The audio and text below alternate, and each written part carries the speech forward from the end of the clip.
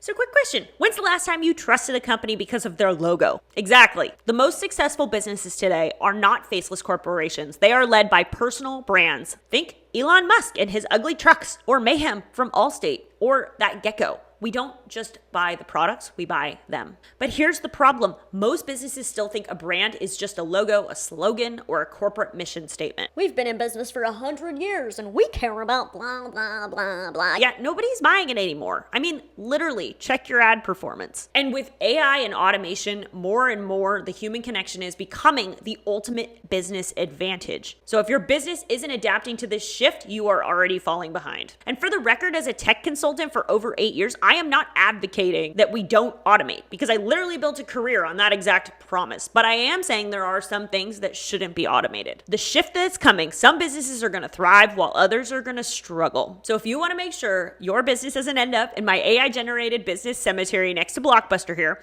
grab the Business Pivot Blueprint. It's going to break down exactly how to future-proof your brand and turn personal branding into your biggest business advantage. Plus, you'll get access to the full mastery outline, walking you through step by step a marketing strategy for the future. Links below. You don't want to miss it.